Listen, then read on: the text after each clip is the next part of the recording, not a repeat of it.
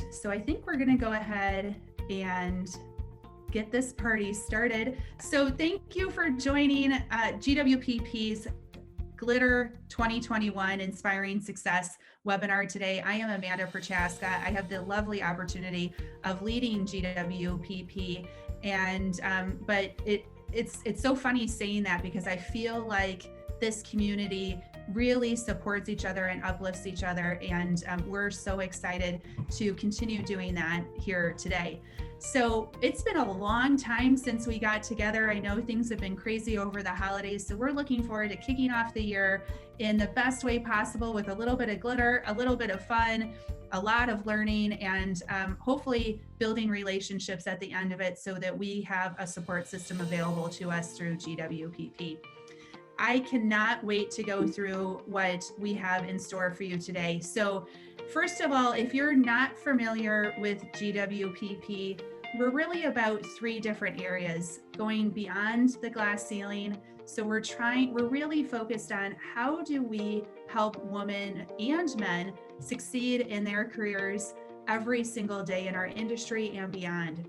We also want to help attract new talent to this industry too. So I'm so hopeful that there are some new people on the call today that maybe will be inspired to have a long-lasting career in procurement.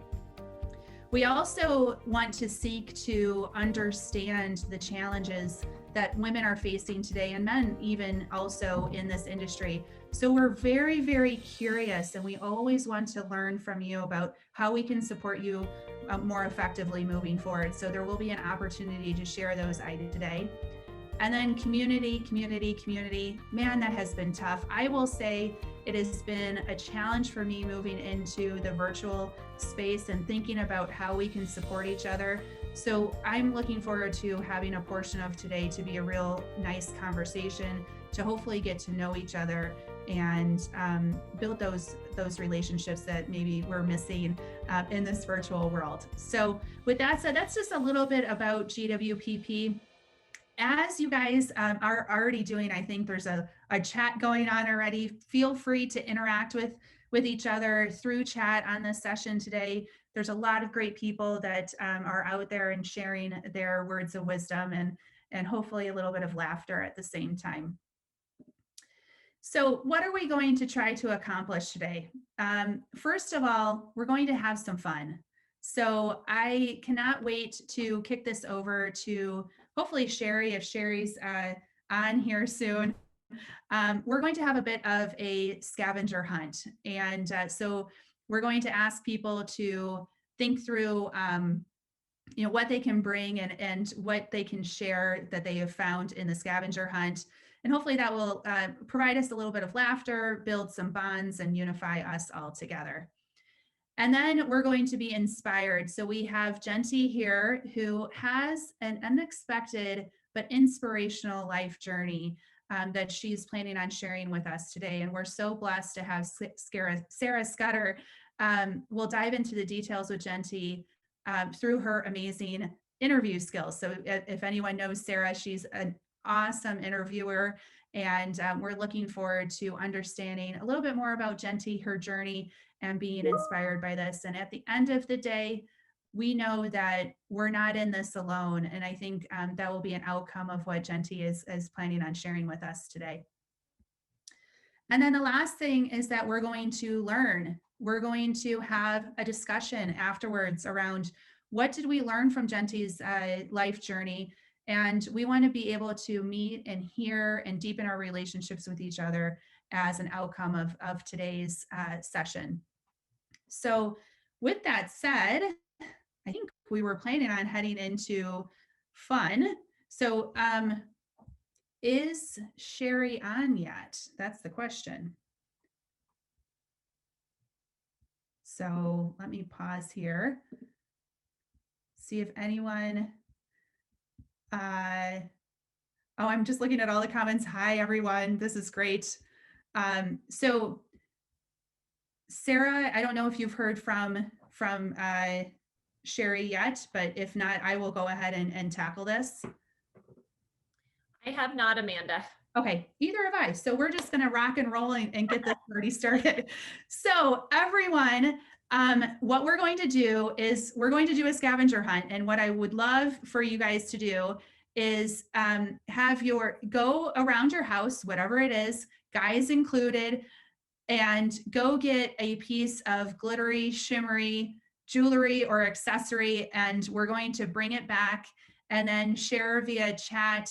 And maybe we can even promote someone to share what they're doing. So we're going to give everyone a few seconds to go get that piece of glittery, shimmery jewelry and accessory. So, we'll welcome you back here in just a second so we can share. So ready and go.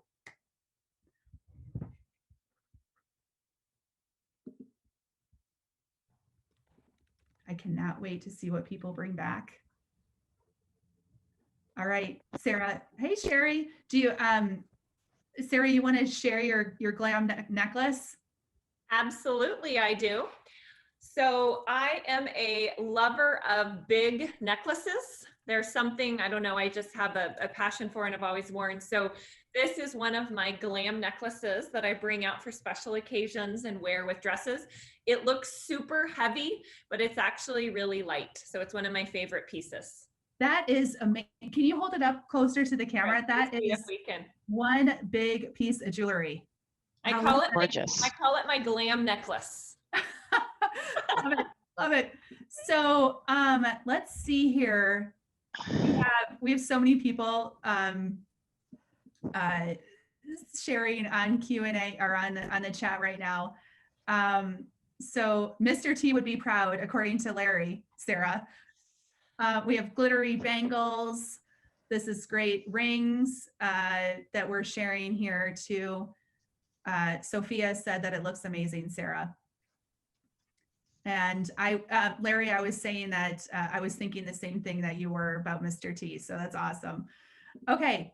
So Sherry, I know you've joined, right?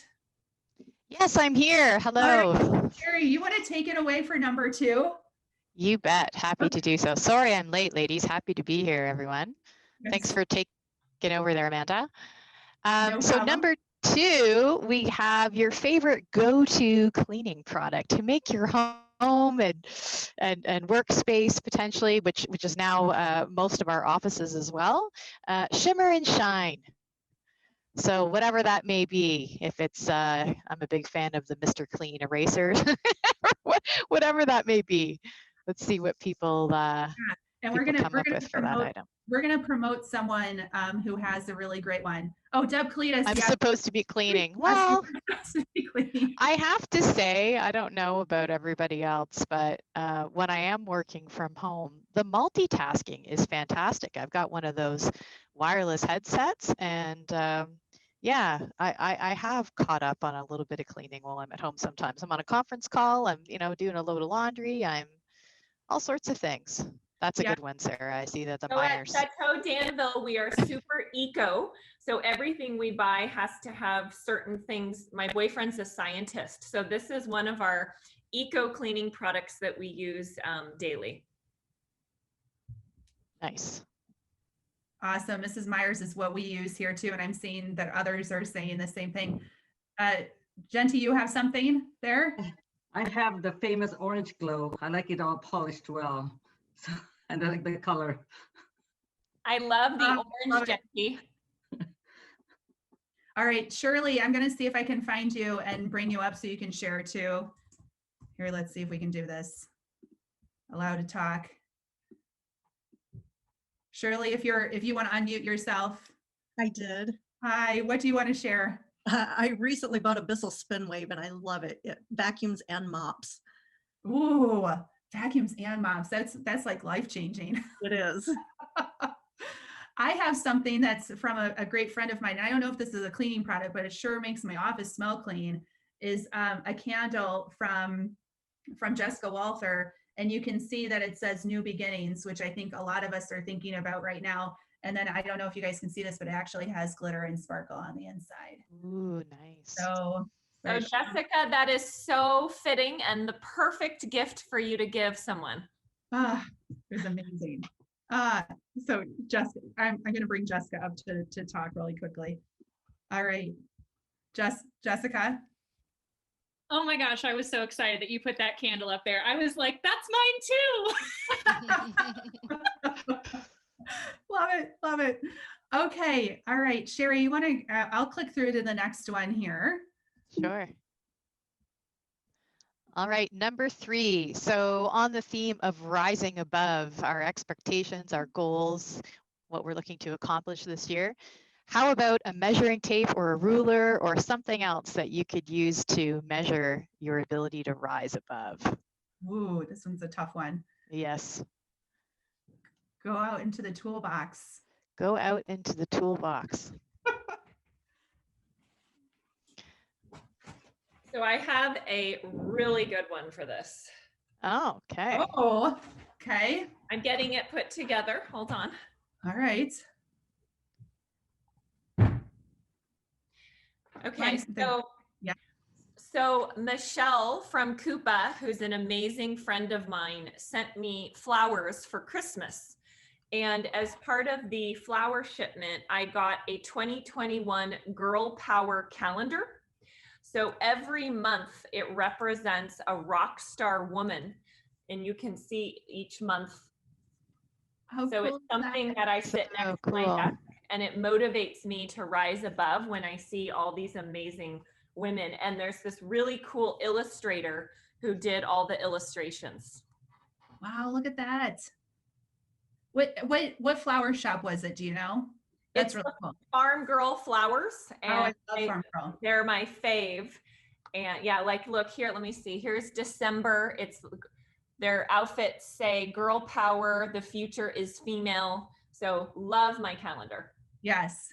And we're getting comments. Amy Fong, Farm Girl is awesome. I absolutely adore them. Actually, Deb, I think I just bought from Farm Girls for you. And I think it said it had a special message with the flowers. How cool is that? Well, Deb, if you have your calendar, we can be calendar twins together. It actually was all about grit, because it's something that we've talked a lot about this year is about, how do you bounce back? What's that bounce back attitude, and how are you gritty and not giving up? And I thought those flowers are perfect for Deb. So check out Farm Girl Flowers for sure. They're amazing. Okay, Sherry.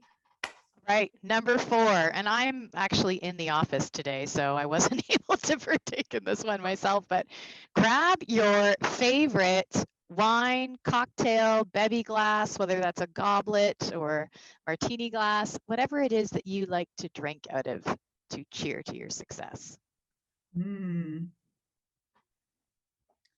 Cheer success with my Yeti. Yeah, I got a Yeti too. Go Yetis. Yes. All right. Same color too. Hydro flask obsession right here. There you go. Nice. Everyone's asking if you can fill your glass with something. Absolutely. If you can, do it. If I could, I would be. I've got a smoothie rocking in my Yeti here. All right. Shirley, Shirley has to talk about this again. Shirley, you're getting called up again. Shirley, what you said that you have a women rock wine glass? Yeah, there was a race in Chicago called Women Rock. I think they hold them all over the country.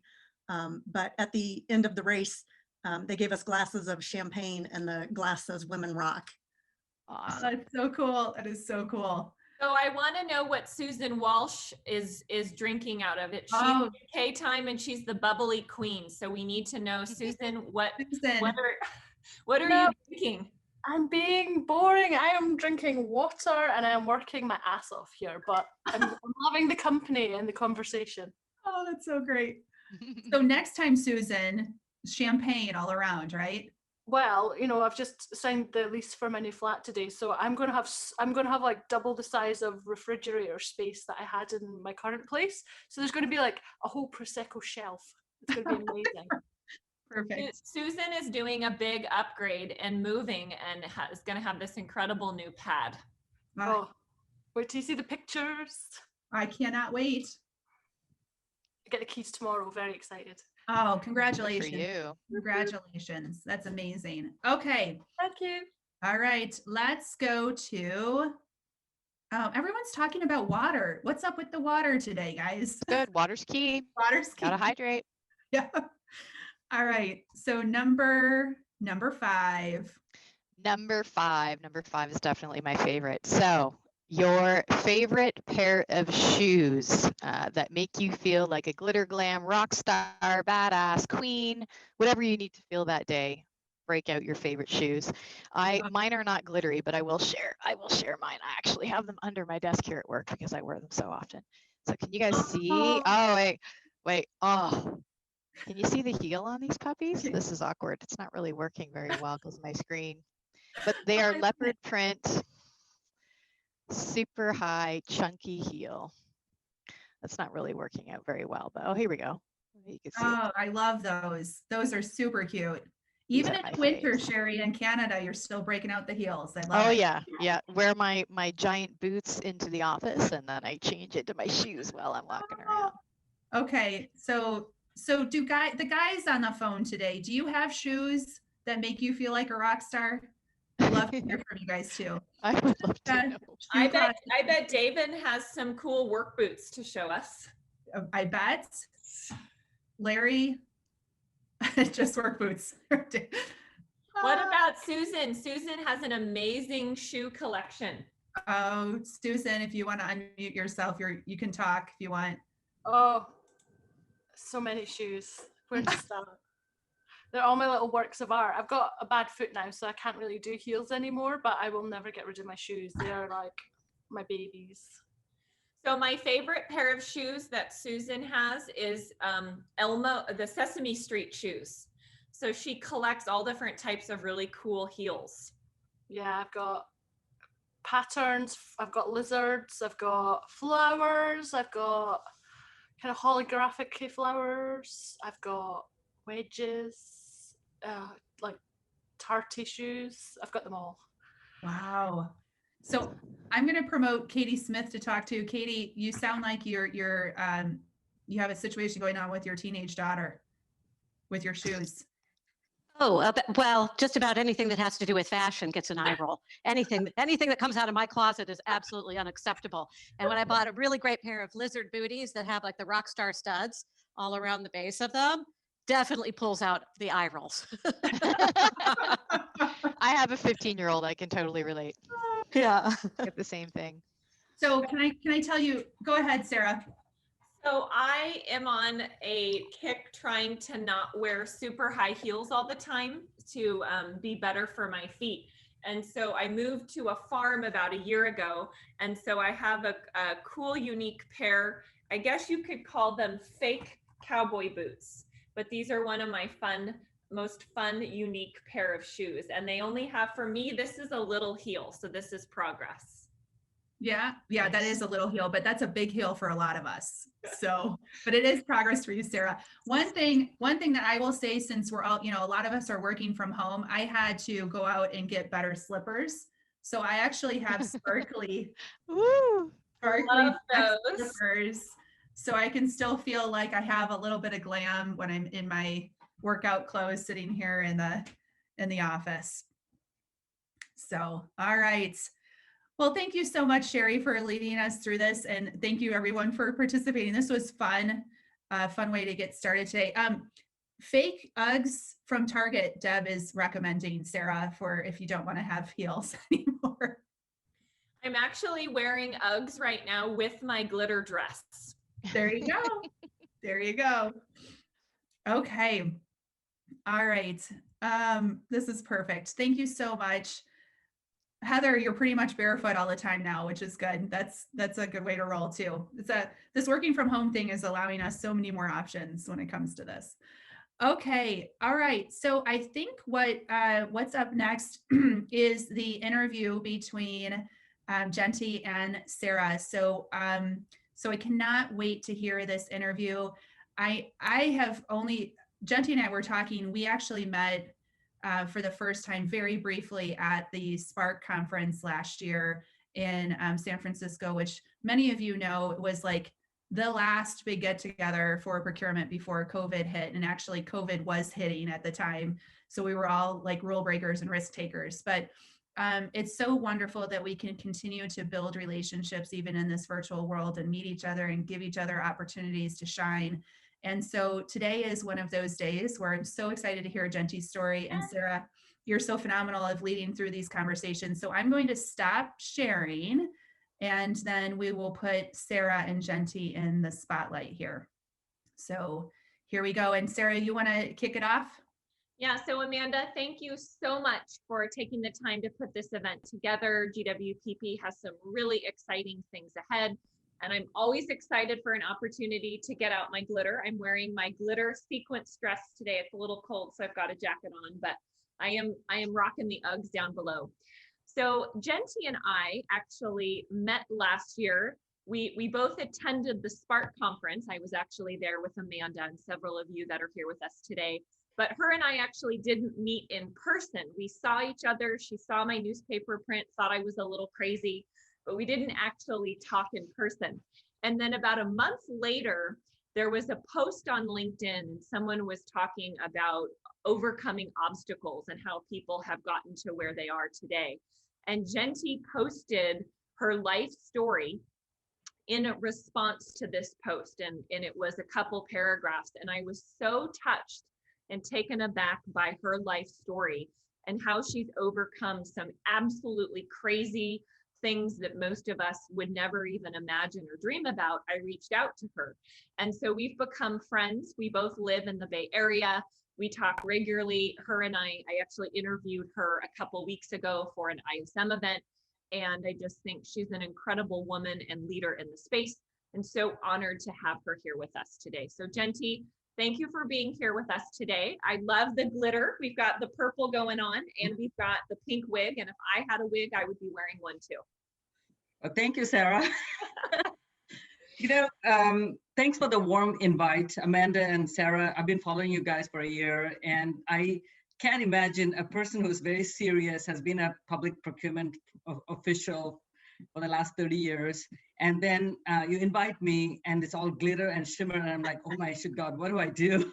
So I started doing a scavenger hunt in my house. And then I found this wig from 12 years ago where there was a teenage party and then I was supposed to dress up. And so I said, hey, I'm gonna wear this today and keep up with the girls. So your husband's probably wondering what in the world is going on with GWPP. More than my husband, my dog, my little Labradoodle is wondering who's his mom. She's changed this pink hair. She started growling at me. So we've got about 45 minutes scheduled today. And so I want to make sure we have time to cover all facets of your life, but I really want to focus on how you became a chief procurement officer, overcoming some really interesting and challenging life things. And you now are working for the 49ers as well. So I want to talk about that part of your transition. So for those of you listening, we are going to spend a time afterwards doing a deep dive into some of the things that we're going to talk about in the conversation today. So feel free to take notes, write down your questions. You can engage in the chat at the bottom.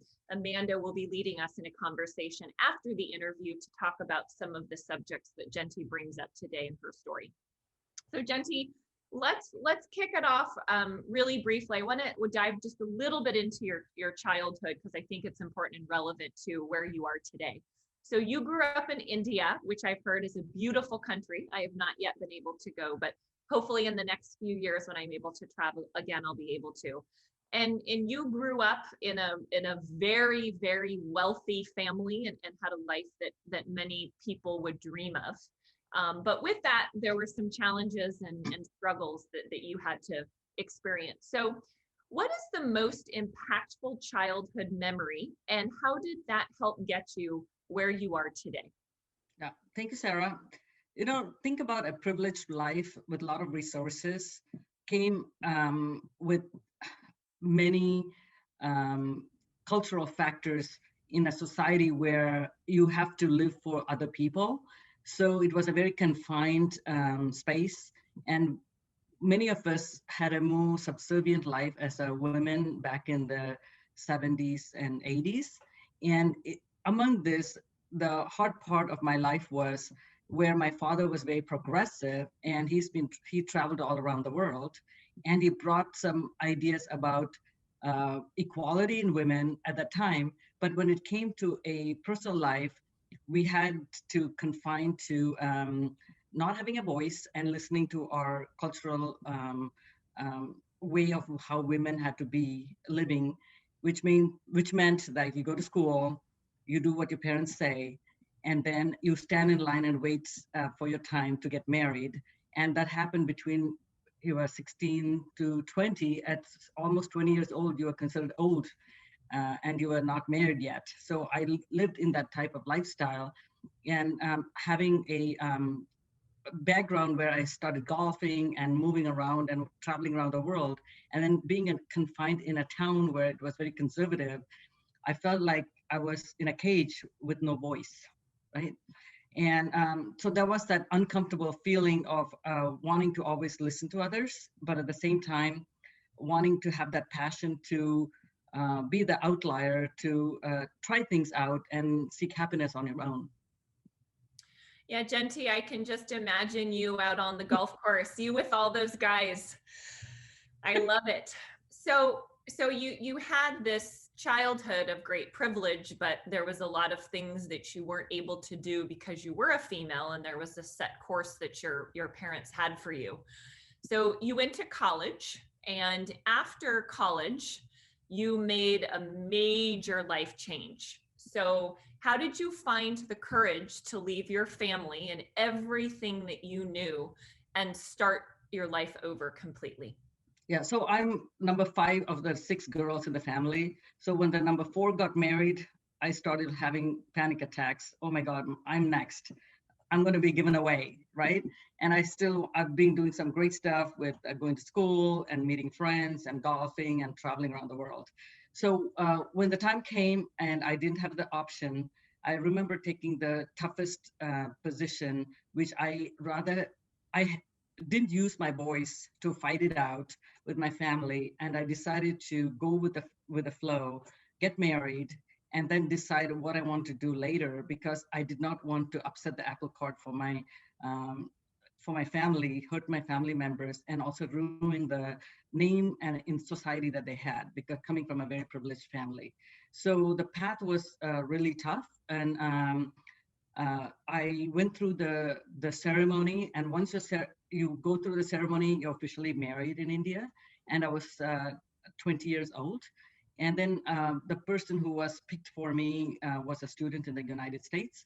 And I came here as a spouse of a student on a specific visa, where I could not work for a living, but I could be here and be part of the immigration process, where I could live here but not work for money. So Jenti, what you're describing is what I know is an arranged marriage. Correct. It was totally arranged. But I didn't have a choice, but culturally, coming from India, that's a norm even to this day. But somehow the way I was and the way my family led a life, it didn't fit in. They showed me how to live a life as well as expected me to follow all the traditions. And it's almost like, I don't want to talk about religion, but it's almost like God threw me in a world where I didn't belong. So then I had to survive. Sometimes I describe that as not necessarily being an outcast, but kind of a misfit, which is something yes. I've experienced and I can relate to. Yeah, that's perfect. So you are in the United States and you left everything.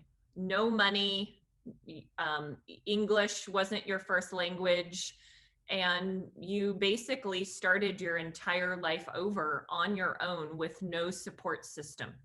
So that's really hard to comprehend or even think about for many of us who, have families or friends or people that we can go to or get help from.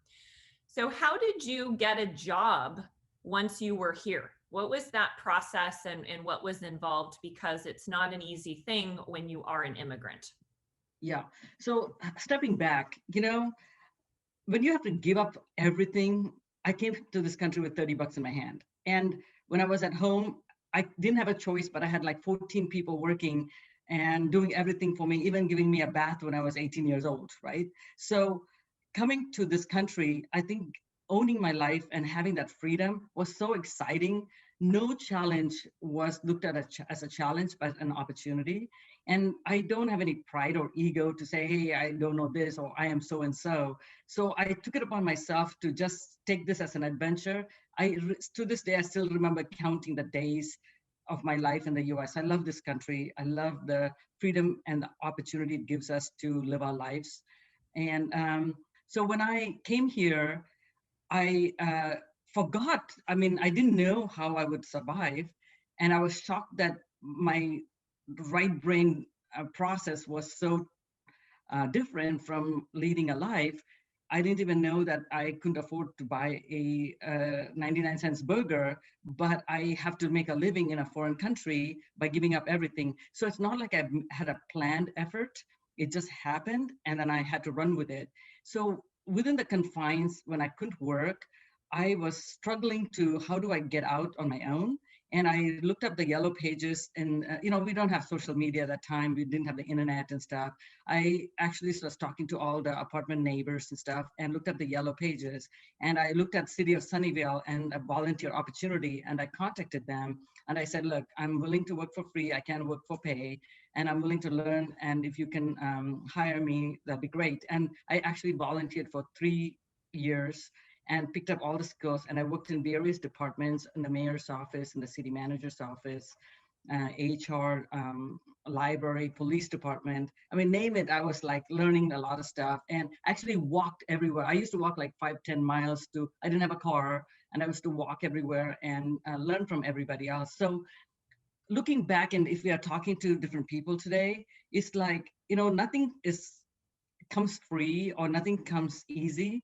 But if you find opportunities and you run with it and you follow your passion, it just paid off. And even though in spite of all of these challenges, I think I was very lucky that I had all these opportunities. Somewhere it presented to me and I ran with it. And that started my career in public sector as well as in procurement. Jenti, we have a question from the audience that says that you had opportunities you had growing up and through college, but then you were expected to live a traditional life and conform to customs. Did you feel like you were living a double life? No, because everybody in India, when you came from a privileged life, you still went to school with an understanding that you don't work. You were getting groomed to get prepared to have an education and then be a homemaker and be the spouse and raise kids and travel and take care of family, right? That was the plan. So it was not a double life. That was a culture that I grew up in. And I wanted to work. I wanted to golf. I wanted to have a travel agency. There's something that was so exciting about life that my dad led, that I wanted to emulate as a woman, which was not allowed those days. Like if I did this in the 1980s, they would say something's wrong with me. I mean, how dare she do something like this? And, I was one of those few women golfers, and I used to talk to the men, hey, you're cheating on the golf course. You can't move the ball. And they're like, who's this lady talking about it? Jenti, I wish you would have had the pink wig on the golf course. Yeah. Hey, one of these days, why not? Hey, Sarah, I'm going to Torrey Pines next week to play a charity tournament, so I'm going to take the wig with me. Oh, you just challenge me, girl. So, Jenti, you said you volunteered for the city of Sunnyvale. For those of you on the call that don't know, Sunnyvale's here in the San Francisco Bay Area. It's part of Silicon Valley. Very, very high-end, well-to-do, a lot of very wealthy tech investors and tech people live there. So the question, which I think is interesting of most people that I talk to in our industry, so how did you go from volunteering and not earning an income to actually being in procurement? So when, the green card process is you apply for your labor certification, and then when you're given a work permit, then you can officially work.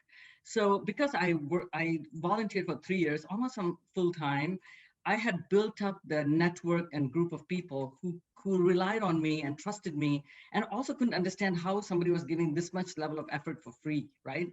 So when the opportunity came, I still remember February is a big month. I met Amanda and Sarah in February but that was in 1987. I got a work permit, and I remember I was so excited, and I said, Dad, this is the day I'm going to make a change, because I don't have to rely on anyone and anybody, because I'm going to own my life, and I'm not going to put family first. I'm going to put Jenti first.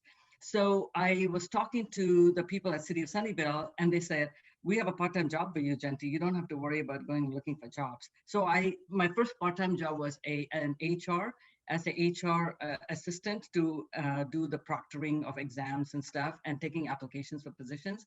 And doing at 5 o'clock at night, the police department was open 24/7, and they decided they needed some volunteers for doing fingerprint cards. So I started volunteering. And then from there, I got promoted to work at the library, and I became the acquisition queen, doing all the acquisitions of all the books and periodicals and the magazines and stuff. And those days were the CDs and the cassette tapes. I mean, some of you may not even know what those are, given your age, but those cassette tapes. So I was the acquisition queen, and I was doing it so fast and so well. The procurement director said, hey, you'll make a great buyer. I was the procurement liaison. So I said, how so? And she says, you asked the right questions. So during this process, she actually opened up an opportunity for me in the finance department, and I applied for the job, and I became the junior buyer for City of Sunnyvale. And for the others who are on the call, City of Sunnyvale was selected by Al Gore and President Clinton as a model government for reinventing government. So I was one of them who's chosen to go shake hands with President Clinton. And I said, I'm sorry, I have a medical appointment at Stanford Hospital. It's crazy or what? I was so dedicated. But I'm very proud to have been working there, and an opportunity for me to. So that's why when I say life was tough, but at the same time, I was lucky to find this opportunity, and then I ran with it. I'm a people person, so I like to talk to people, learn from them. And so I got myself a lucky chance to get a job without typing up a resume.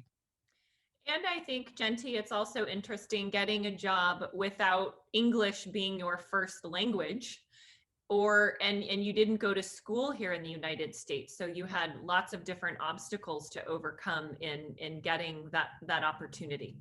Yes, because those days, even now, how immigration occurs is you can't find local Americans who could do the jobs. That's when you bring the external experts, right? So usually they are software engineers or hardware engineers, doctors, lawyers. You don't find a girl who is playing golf and doing English literature in India, studying Shakespeare and stuff. And then suddenly I'm here in a government setting.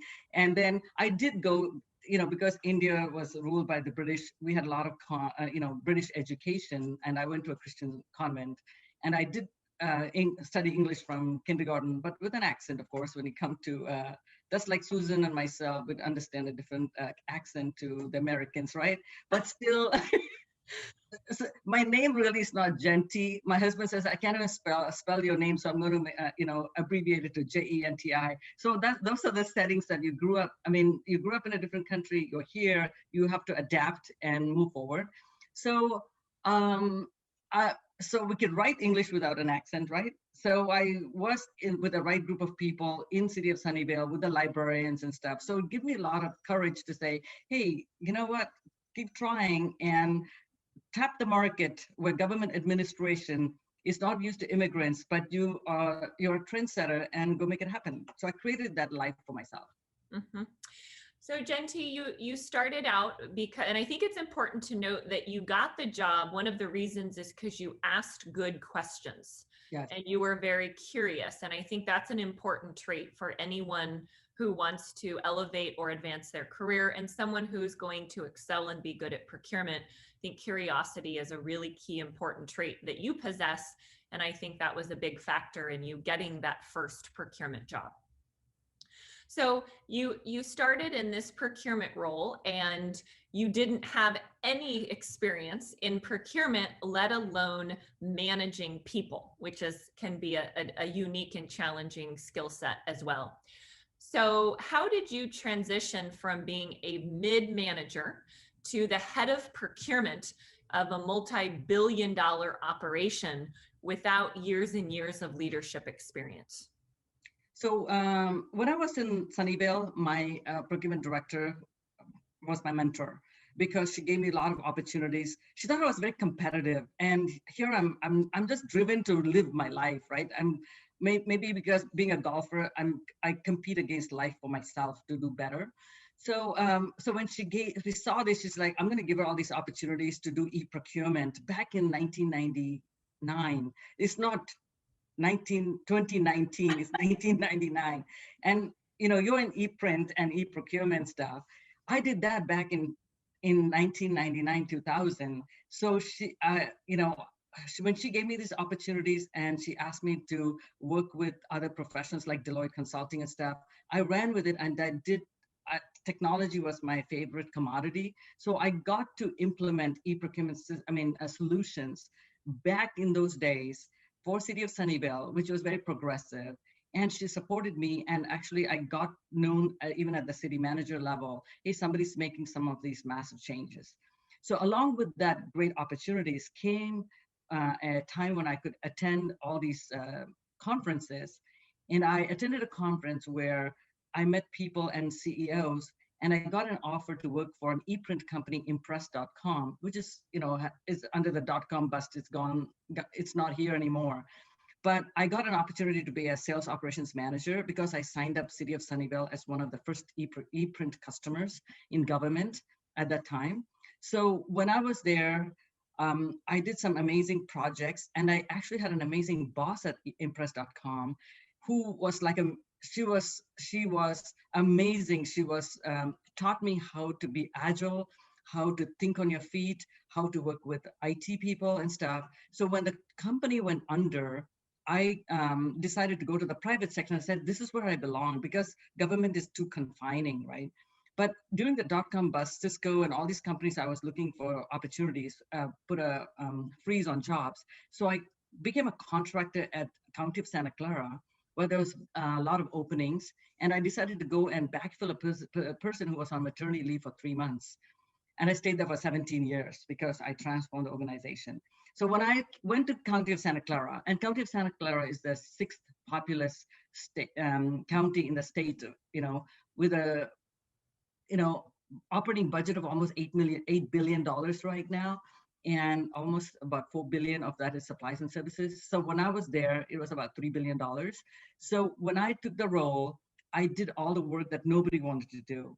And they used to call us the black eye of the county, HR and procurement, but everybody didn't want to touch the work. And they said, who shall we do it to? And I'm like, I'll take care of it. I didn't even know how to do it, but I used to call my boss from City of Sunnyvale. And I used to walk with people between my office and the cafeteria and ask questions. How would you do this? How would you do this? Can you give me this? Because we didn't have all the internet opportunities to go do the market survey and stuff. So you have to learn from people around you, right? So I took all the templates. I took all the stuff, the policy changes that my boss had done. So I asked some questions of the attorneys who were a big part of the procurement process, and they're like, hey, she asked the right questions. Let's give her the opportunity to make some changes to some of our processes. So I did some massive projects, and I actually did the very first technology acquisition for $1 million without any assistance, by just word of mouth, asking people how to do it. And I did like $700,000 in savings. And somebody's like, hey, you gotta watch her. She's making a change in procurement, right? So within this time, County of Santa Clara had spent $1 million to do a business process reengineering on how to do better procurement practices. And the low-hanging fruit of some of the stuff that KPMG recommended, one was to address small dollar purchases and to implement a credit card program in a place where every invoice was being paid manually and had to be hand checked, even for $3 or $5 and stuff. That makes me cringe. Oh yeah, and then they also were planning to convert a e-procurement into an e-procurement system for the entire procure-to-pay process, because the finance system was reaching its end of life. So they put me in charge of the credit card program, and I was so shit scared because public speaking was not my forte, and I was scared.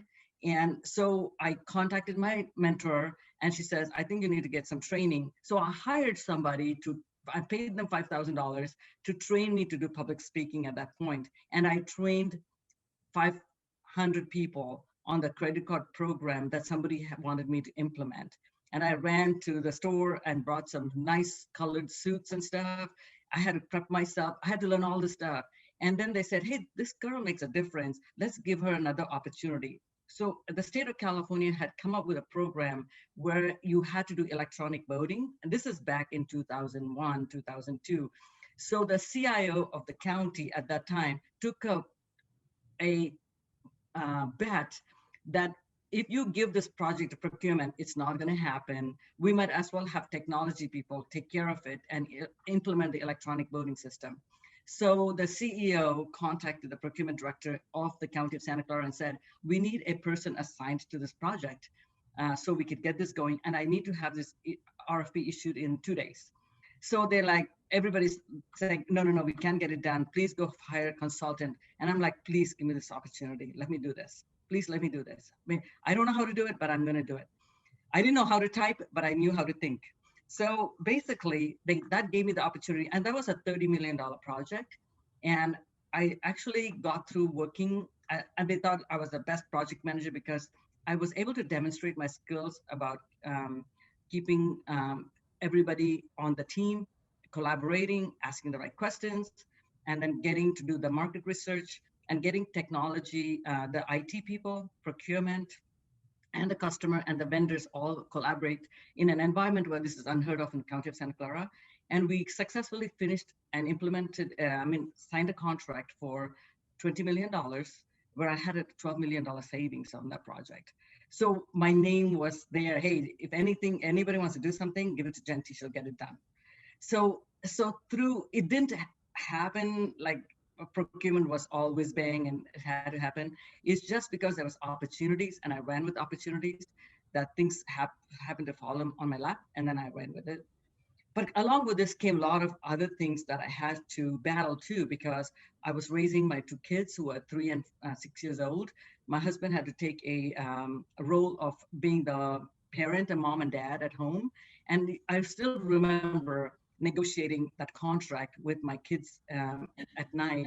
And the poll workers were babysitting when I was doing all the negotiations of that agreement, that somebody thought, sometimes some people like to work in chaos, and maybe Jenti's one of them. You know? So that's my life story, from going from not knowing what profession to follow, to having a profession, to being a person who was a accomplished mid-manager level, to do some big projects and create a name for herself.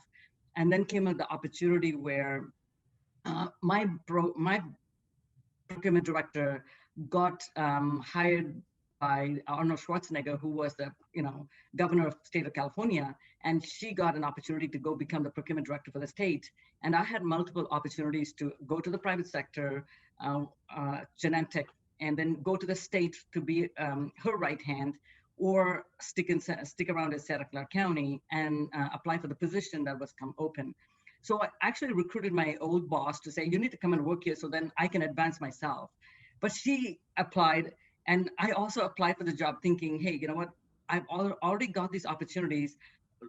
Whatever I touch, I make a difference. So I'm going to take a chance to apply and see where it goes. And if it doesn't happen, at least I've tried. And I got rejected, and my boss got rejected too. So I appealed and said, if you tell me that I don't have enough experience, why am I getting all of these kudos all the time? And anything and everything I touch, I get all these great emails, and my customer service survey shows that I got 100% all the time, right? So I'm handling $300 million in my budget, and I was the IT procurement manager, and I had a group of people, and we had by that time did almost $60 million in savings in the first 2 years that I had been there as a procurement manager. So I had the opportunity, and they had external panelists on the interview panel, and I came out on the top. So I did get the opportunity to apply. It didn't come easy. And once I got the job, I'm like, oh shit, what am I gonna do?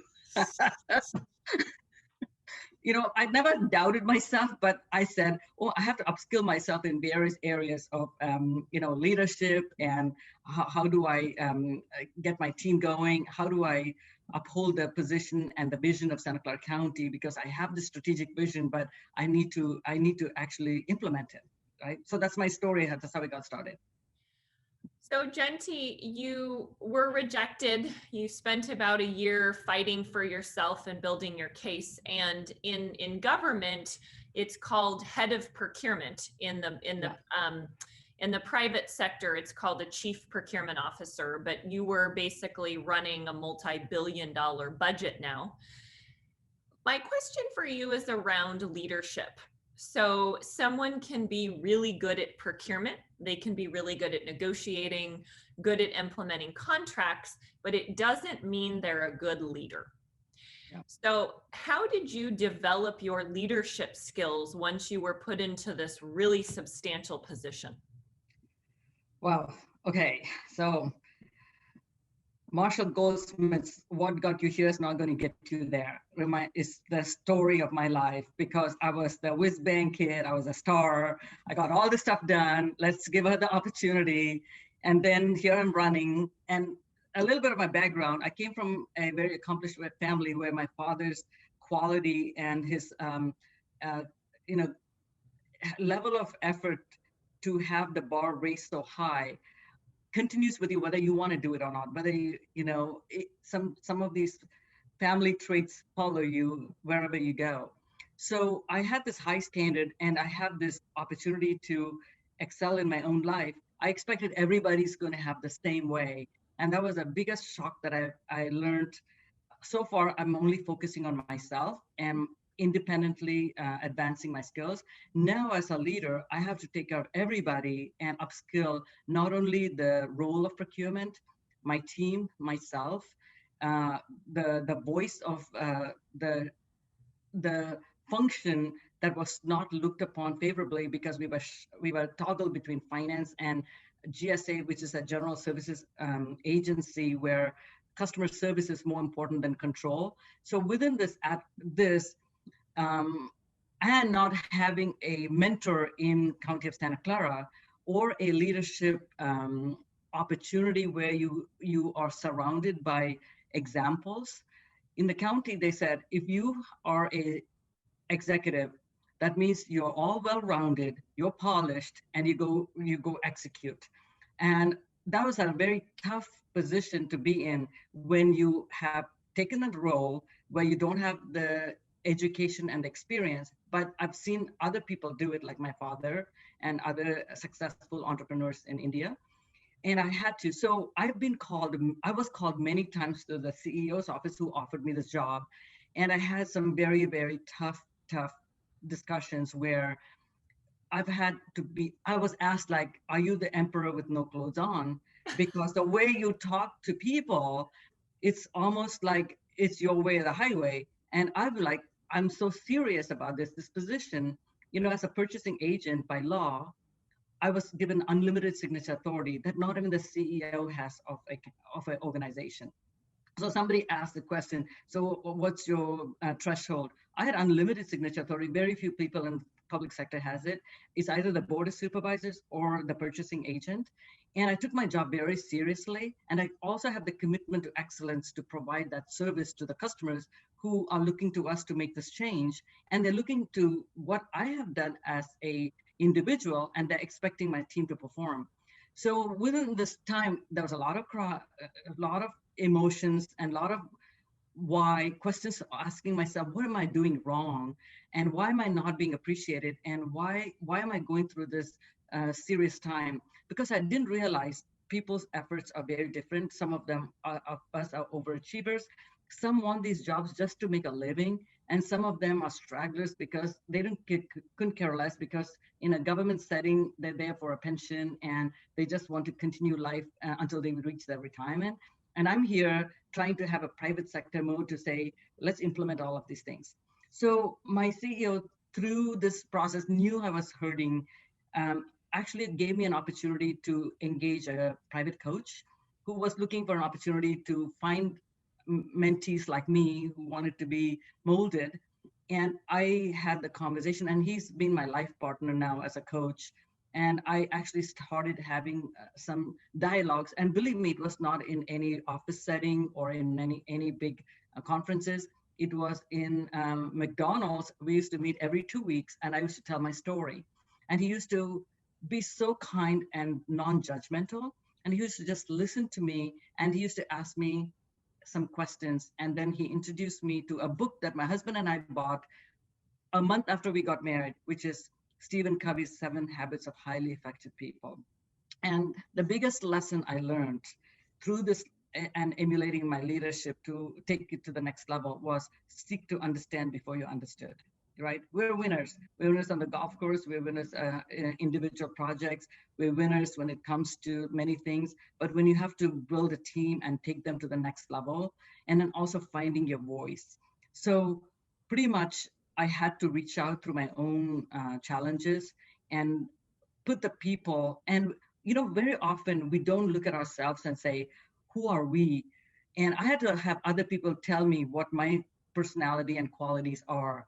So I started looking around to say, how can I read people and understand what motivates them and what are their challenges, and how can I bring some help for the challenges like I'm doing for myself.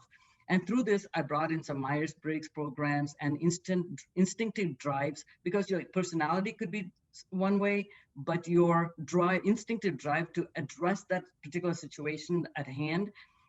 You don't know how you would behave in a certain situation, which causes either happiness or a neutral position, or sometimes blow things up.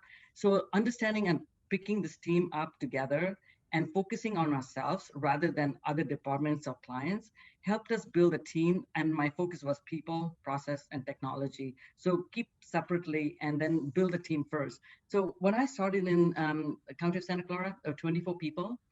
When I actually left in 2017, when I retired, officially the public word for retirement, we had 75 and I had 19 nationalities, and most of them were women. Not because I wanted to hire women, it's just that they fell in the procurement function for various reasons. And having 19 different nationalities from different parts of the United States, from the public and private sector, the reasons for that type of a growth was because I had to look within and change my attitude and my focus on how to be a better leader.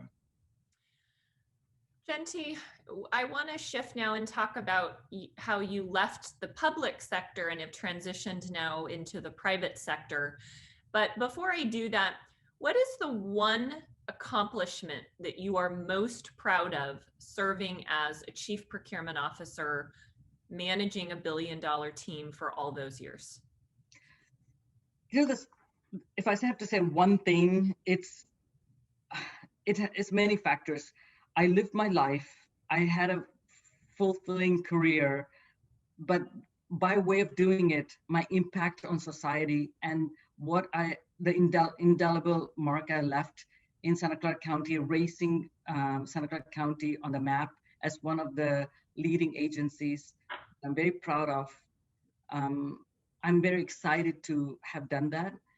And at the same time, not only working on people, process, and technology, but advancing the County of Santa Clara on a digital footprint to address people, as well as sustainability, as well as cost savings, using taxpayers' money wisely, and doing all this stuff with integrity and a lot of pride for that opportunity that I was given is very fulfilling for me.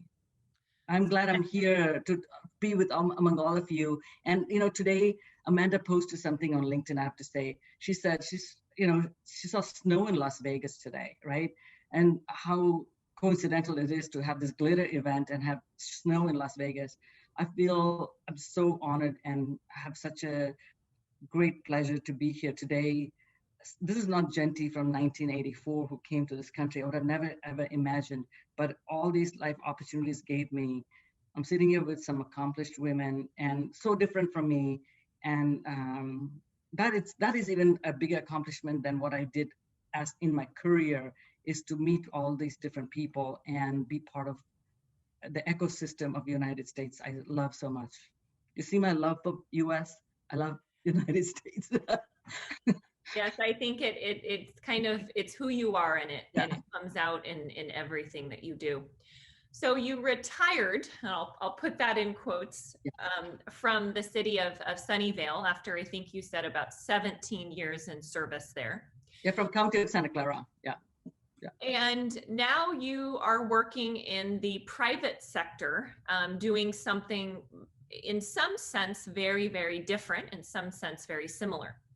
So what drove you to a career change from government to now the sports and entertainment industry?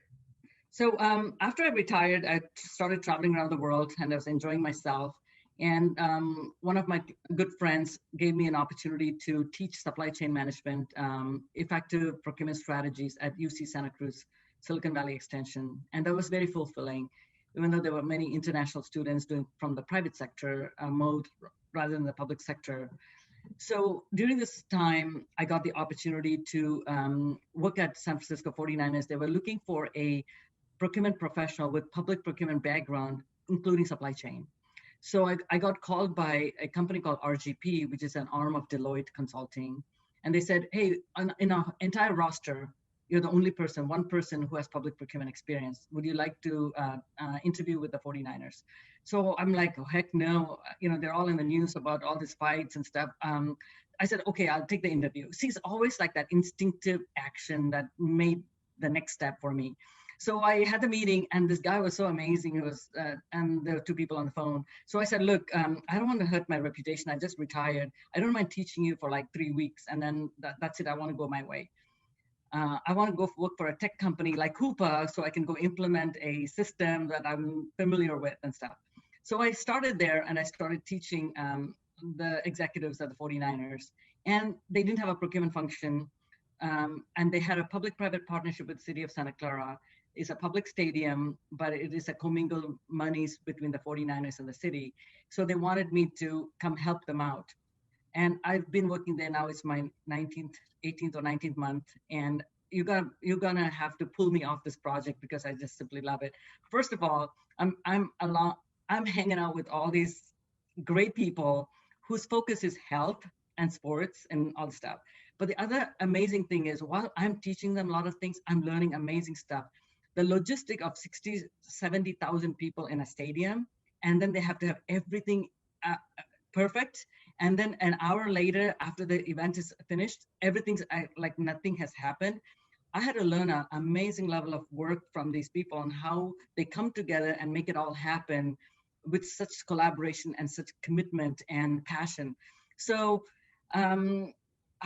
while I'm teaching, I'm also learning. I didn't know anything about football. Now I do.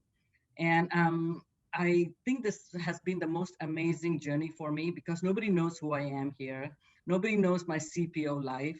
I'm back from city of Sunnyvale, where I have to learn everything from scratch. But at the same time, I have the confidence, and I am at a stage where my kids are grown up and they're out of the house and an empty nester.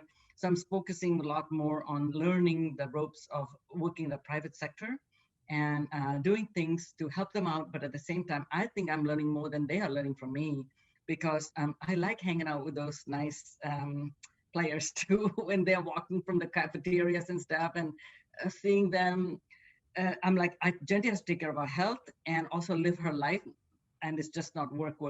So Jenti, also you need to spend some time with Jimmy G. So Jenti and I both have a crush on Jimmy G as the hottest quarterback ever to play football, happens to be on the 49ers. And so she gets to see him up close and personal. I actually almost wore my Jimmy G jersey today, but we'll save that for another time. Yeah, it didn't fit with my pink wig. So, but I have a nice 49er cap, so. So Jenti, one of the things that I've seen a huge impact in the sports and entertainment is COVID. So people are either not having events or there's very limited capacity. How has the pandemic impacted the project that you're working on, and what challenges or benefits have you seen that have come from it working for the 49ers? Yeah, first, government, we always worked in the office. We didn't work remotely, right? Mm-hmm. So when I was working I started with the 49ers, working at the stadium was the best thing that I could have done. I actually was with the people, and I learned the ropes, hanging out with the different groups of people, whether they were in the office or on the field or in security or in administration. So when the COVID pandemic hit, a lot of things we had to work from home. So it was very challenging to get some of those ideas, especially when you're new in that particular sector. But also we had to work in a place where everything stopped, no fans, no events. And we had some really big events. Bieber show was coming up, and BTS. I didn't know who BTS, all these groups were, but they were all coming, and it was supposed to be the biggest non-NFL events. Everything had to come to a stop, and we had to focus in a different way. Instead of buying marketing swags, we had to buy PPE. I had to buy, all these equipment in 5 gallons of this sanitizer and this stuff. And we didn't know much about any of the stuff. So that big transition is after about almost 8-9 months, we are getting used to it. But at the end of the day, I think that's going to be life. We're not going to be working from the stadium. And I've learned a lot on how to utilize social media and technology tools to collaborate and stuff, but still that personal touch of meeting people. I'm glad yesterday the governor lifted the lockdown. I can't wait to go and meet people and collaborate in person. But I think a combination of both is going to be very helpful in the future. Also, it gives me an idea, hey, you know what? You don't have to be in the same place to work. You can be any part of the United States or the world and make things happen, which makes me think of how I can work with my family and my friends in India to bring some of these changes that I've done here to take it back to the country, because I've forgiven that country. I've forgiven my family. And I'm looking at the bright side of things to say, hey, from the sports and entertainment, I've learned a lot more to relax and not be so tight, and spread your wings and cross many boundaries again and make things happen. So I'm looking forward to 2021. So Jenti, we've got just about 2 or 3 minutes left before Amanda's going to jump into some dialogue and talk about some of the things that you touched on. What are you most excited about this year in regards to transforming procurement operations at the 49ers? I know that's a big focus for you, is really pushing technology and bringing them, more to a digital place. Yeah, so we are focusing on policies, we're focusing on processes, we're focusing on tools, and implementing technology. So in all of these areas, I'm actually reinventing what I did in Santa Clara County, but only things I have experience, and it's in a smaller scale. The complexities is the same. So with the examples that I have, I'm also utilizing a different approach where I'm not so serious about it. Public procurement is very serious because it's very law-driven. So to me, I'm learning how I can emulate a different model of enjoying the journey, smelling the roses while we undertake this process. And in an environment where sports and entertainment I think it's an exciting time to make this segue into doing something new with something that you're very familiar with, and having the confidence to go make it happen. So it's very exciting times. So Jenti, we have a wide variety of people with us today. We've got men. Thanks for the men in the house for joining us for the Glitter event. We have women on the supplier side. We have women who are in private and public sector. What advice do you have for someone who is wanting to advance their career, no matter where they are in their career? Many people who are spending the time to become a part of GWPP and participate in events are on that fast track and want to advance, and you've done so much and shared such wisdom with us today. What's the takeaway that you can give to the group about career advancement? When I talk about my life today, it's all fun, right? Everything was not fun. 90% of the time, I felt like was I doing things right? There were times when I used to feel dejected. I cried and I didn't fit in and stuff, but I never gave up. And also, it doesn't matter if you make mistakes. And I reached out for help all the time, and I left no pride or ego, and I was able to make those baby steps. I didn't know what I wanted to be, but I said, if I do this one small thing and I progress, and today was a success, tomorrow will be a better future. And looking back, 36 years later, I would have never imagined any of the stuff was planned. It came because I took chances with it. If you make mistakes, it's okay. I'm known for beating myself up. Don't waste your time beating yourself up because nobody else cares. You just keep going. And also learn from some of these mistakes and move on. But also keep those people who uplift you during the most troubling times, because those supporting hands actually are the best, because you need that type of a motivation and push to go to the next level. So when I look at life, it actually, all the challenges made me a better person than when things came easy for me. So that's the advice I would give. And enjoy your journey, because at the end, I missed enjoying the journey. And I looked at everything and say, after all the hard work, then I will enjoy myself. And by the time I'm 58, girl, let me tell you, it's a little too late. So you might enjoy the journey as you go along, So Jenti, and I see the beautiful family photos behind you as well. Yes. I love my family. So Jenti has been really, really kind and generous and offered to allow anyone who's here today to reach out to her if they want to connect with her on LinkedIn. She's happy to set up calls or meetings if you would like to just pick her brain, get some words of wisdom or inspiration. So Jenti, thank you so much for being with us today and sharing your story. You rock a wonderful pink rig, and look forward to having you as part of our conversation as Amanda picks some of the really important things that you shared with us so we can collaborate as a group today. Yeah. Thank you so much. Oh, if you get a chance, Jenti, over the next couple of minutes, just scroll through the chat if you can and see how many people are loving on you right now. It's just absolutely amazing, the feedback that we're getting. And I've been like jumping for joy over here, brought to tears at certain points. So I'm like an emotional mess right now, which is good. It's so wonderful to share your story.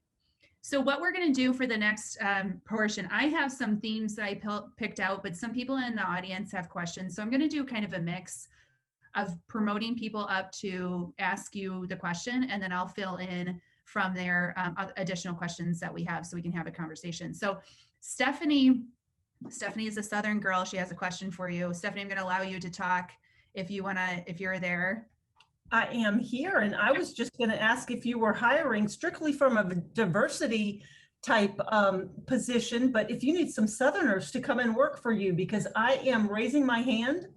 I would like to be first on the list. This has been inspirational, and you are the type of leader, you happen to be a woman, obviously, but the type of leader that I have looked all my life to be able to work for, or someone that mentors, but you work together, you have the same kind of thoughts and aspirations, and this has just been fantastic. So if you're looking for anybody from Music City, I'll put on my accent and I'll come work for you. Seriously, Jenti, in the chat, there are people fighting over if you're hiring anyone that they want to be first on the list to come work for you. So you've inspired many today. Oh my gosh. And you know what? I can't even, you opened my life today. You know what? To hell with it about my age. I'm 58 years old, and I feel like my life is just beginning. Okay. And my daughter, I sent a picture of my wig to my daughter, and she's like, "What the heck, Mom?" And I'm like, it is what it is. You just got to go with the flow. So yes, please. I love people, and who knows what's going to happen. And today I'm here today because I have a very good friend. His name is Eric. I've never met him, and I feel like he's a lifelong friend, but I only have had conversations with him since my very first podcast. We connected because of my podcast. I've met people in South Africa and Mexico, in Australia, just because I had my podcast and people reach out to me. Now on Thanksgiving Day, we shared our cooking recipes and stuff. And I want to go visit her in South Africa, and she's a single mom. So it's amazing opportunities. I'm so honored, and I feel so fortunate to have this group of people. I don't know who you guys are, but I know I'm going to be learning a lot from you guys. So who knows what's in store for us in the future. So let's keep connected. Absolutely, absolutely. And something that I wrote down, I was over here just like taking all kinds of notes, but you said the relationship ecosystem is what matters. And I think that's a beautiful way of summarizing it. Just amazing. So I'm going to promote another person who has a question. And I'm so sorry. It's Dr. Essen, and then I think it's Nayak, but I'm not quite sure. So Doctor, are you there? Just promoted you to speak. I am here. Thank you very, very, very much. My life is so similar to Jenti. I was born in Cameroon, and I landed at JFK in New York with less than $1 in my pocket. But I'm here because I am looking for a space, even as a volunteer, to gain some practical knowledge, hands-on on procurement. My area of interest is gender equity and procurement, mostly public procurement, but it can also be private. So basically, I was so moved by what Jenti said, but it also made me feel as a Black woman, as a woman of color, like, oh, this is not a space where I'm going to be the only one. You know, the struggle, what she went through, I can see myself. So basically, I'm just here to say, where can I be of help, and where can I bring whatever I have as a skill to further the issue of gender equity in procurement? Thank you. No. So I would love to meet with you personally to understand your background a little bit more and see how you could help GWPP and get involved there. And we have a vast network of women who we can introduce you to, and have that dialogue. And I don't know, Jenti, if you have any other thoughts on your side, but that's personally what I want to do. And I already reached out to you on LinkedIn, so hopefully we can. Thank you. I saw your messages. Perfect.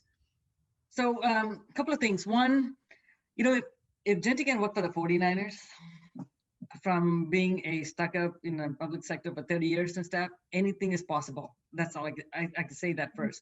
Second thing is, you know, during the pandemic, this is the very first year I'm not a supply chain leader in emergency operations, and I have this guilty feeling. Life has been good in 2020 for me. During the downturn, somehow I seem to rise up, but at the same time, there's many challenges. I had to evacuate and all of the stuff, but during the fire. However, I also want to do something that is more fulfilling to provide to society or give back to society, because life has been good. And I want to build another network other than the 49ers to do some stuff. So all of the people coming forward, I think is giving me hope that we could do something together and start something small, or even just network, and something else is going to come out of it. And let's do it, so you find me on LinkedIn, let's connect.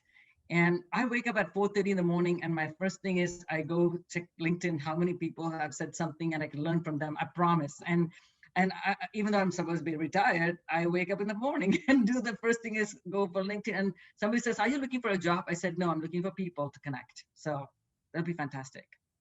Love that. And that's my husband calls it the blue glow light. Like I'm laying in bed in the morning, I'm scrolling through LinkedIn, looking at stuff. Yeah. He's like, you have the blue glow light going on again. Yes, I do. Okay.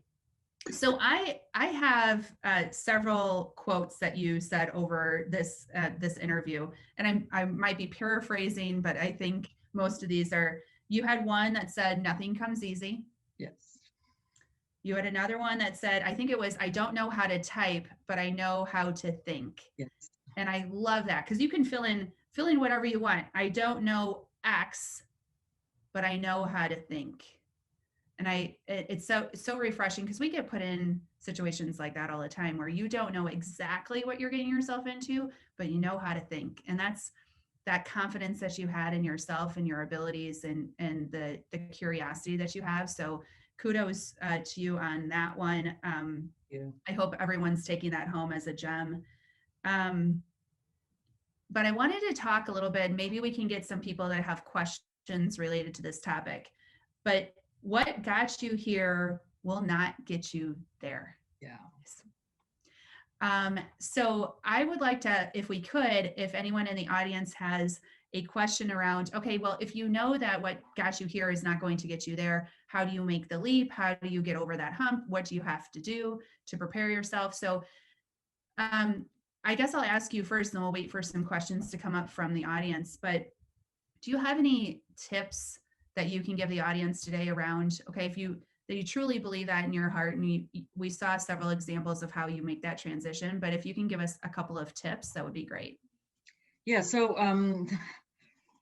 that was the hardest lesson for me because, somebody talked about this imposter syndrome on LinkedIn this last few weeks, and I was reading it. I didn't even know what imposter syndrome was. I thought it was opposite. You're trying to cheat yourself to act like somebody you are, like an imposter, right? So right. I looked up the definition of imposter syndrome, and I thought to myself, oh my gosh, I misunderstood it, right? So basically, I never had an imposter syndrome. I was like, I could do anything and everything because I am hardworking and I could do it. So that confidence, actually, I'm an action person, and I did things which came so naturally to me, which other people would take time to think.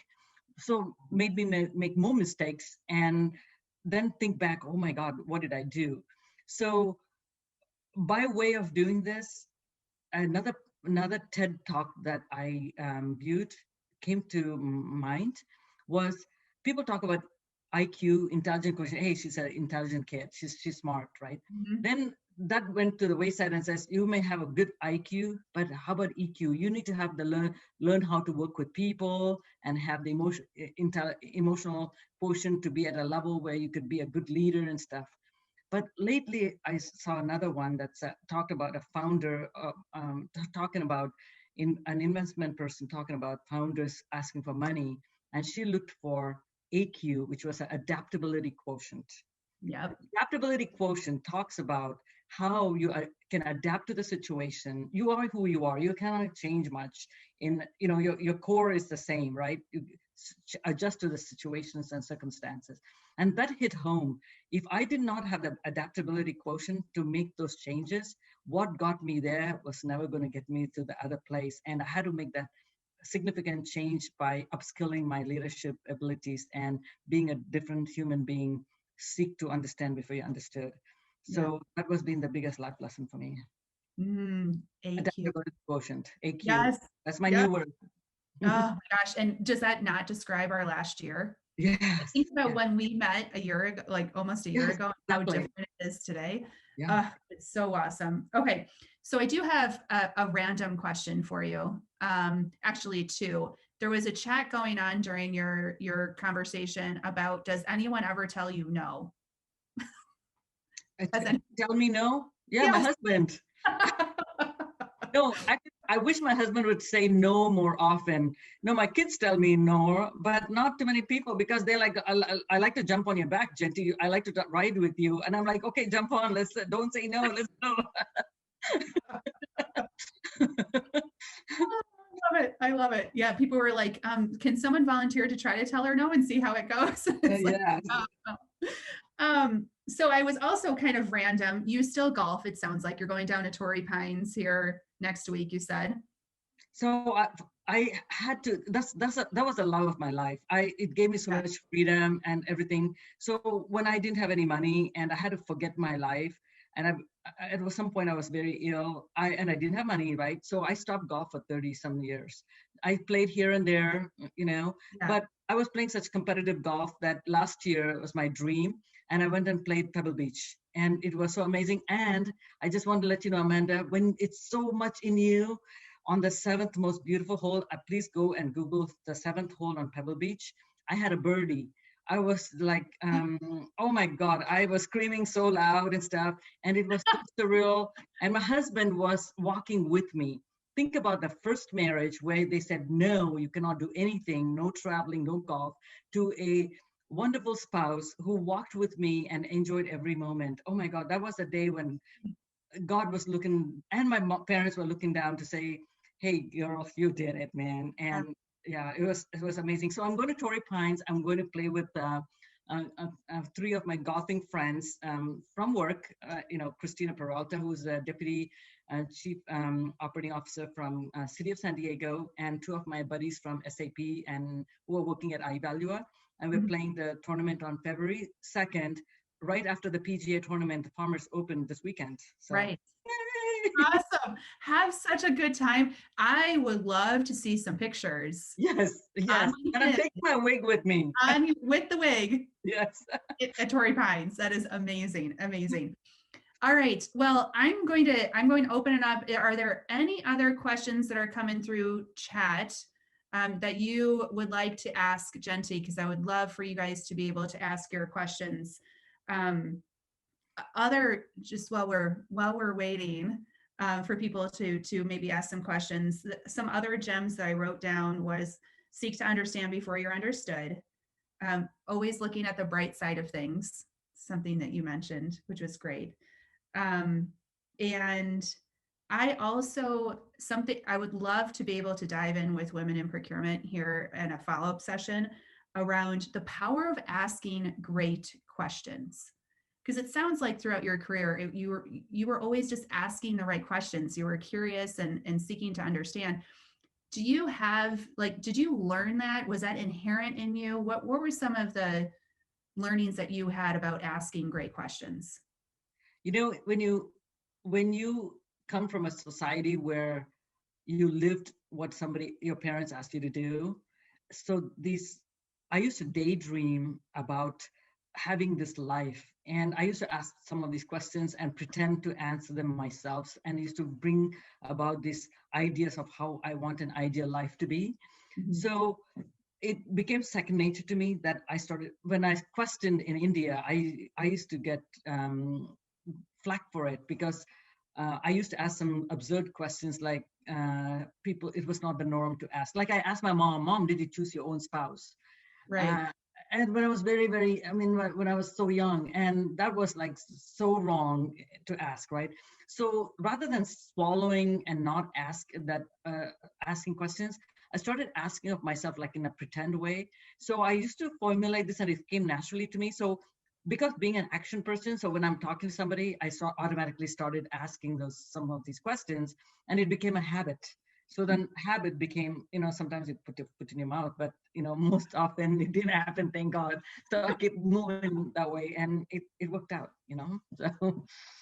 That's great advice. All right.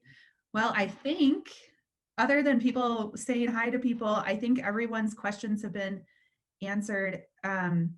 Heather mentioned you've definitely learned to have confidence with being curious. And yes. Yes. Thank you. That is amazing. So I personally want to thank you today. This was so uplifting, inspiring, and just, I know for me personally, so needed in my life right now to hear other people's stories, their journeys, that we're not in this alone and we can achieve great success in so many different ways. So truly kudos to you. I know we're going to continue the dialogue. I have a whole list of notes I'm sure will come up in other conversations too. And I want to take you up on the offer of doing something together. So we'll be having more conversations on that front. And so thank you again. And it doesn't even describe the gratitude that I have right now saying thank you. So truly, truly, and I think I can reflect that in everyone's chat messages too. You're just an inspiration. So thanks. So I want to say a couple of things. As I have inspired you guys, you have inspired me, because this is usually not Jenti, right? So I sent some pictures to my family and all of this stuff. So I want to say thank you to the wonderful women here and all the men and women in the audience, because 36 years ago when I did this, I would have never imagined that I would be doing this now. And there were times when I thought I'd rather die than live.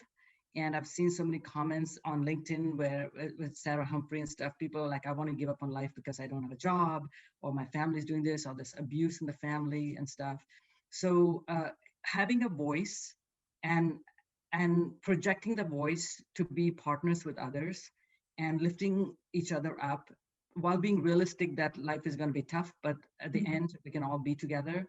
I want to thank you and Sarah and the team for the opportunity.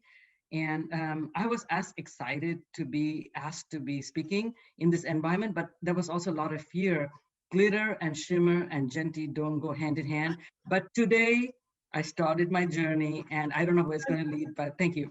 And it snowed in Vegas. I'm coming to Vegas, girl. So thank you, appreciate it. You're welcome. And Sherry, I see you popped up. Do you have a comment to make?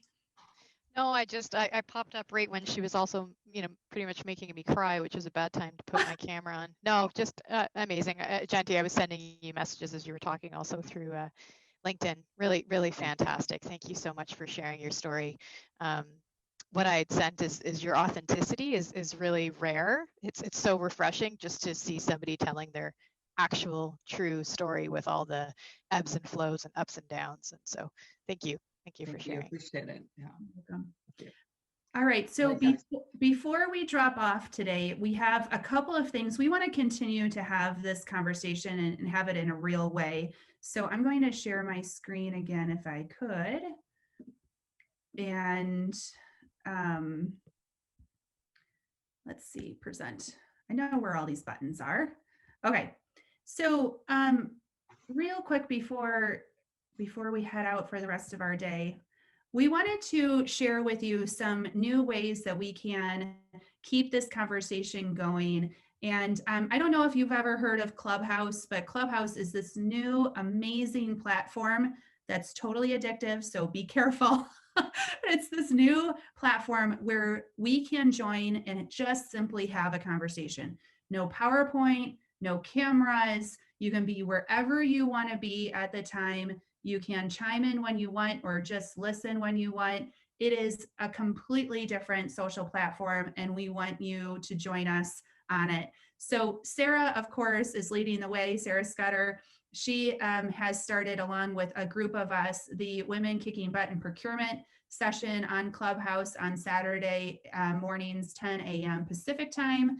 And again, thank you, Sarah Scudder, for putting it together. But we want to, this is just a casual conversation where women in procurement can get together, even men, you see Mike up there, can get together just to connect with each other and ensure that we are sharing our wisdom and our stories and asking questions along the way. So it has been an amazing conversation thus far, and we want you to join us. So that's a weekly thing that you can be involved in. The other one that I think is just so important right now, because so many people are dealing with extreme stress and changes and needing to adapt quickly.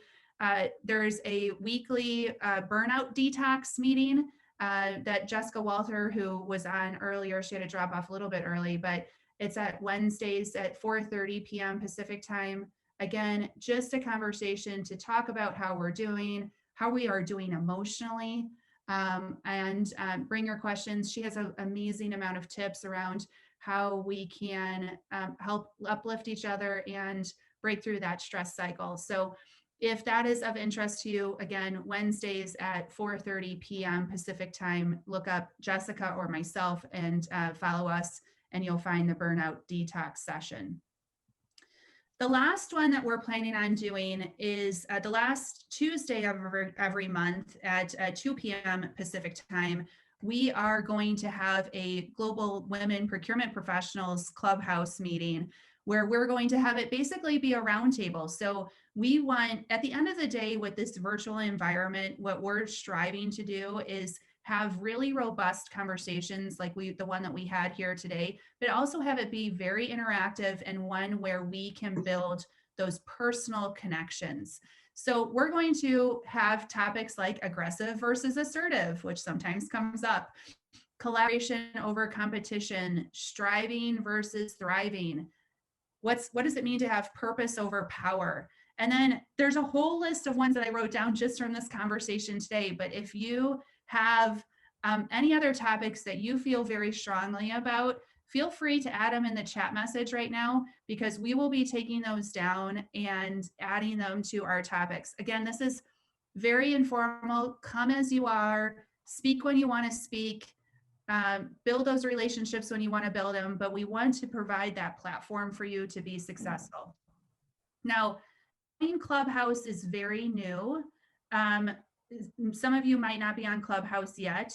To get onto Clubhouse, if you want to text me your full name at my phone number, which is on the screen, and then sign up for Clubhouse, you'll go on a waiting list. But as soon as you go on that waiting list, I will get a message saying that you're signed up, and then I can let you in. So don't let signing up for Clubhouse be a deterrent.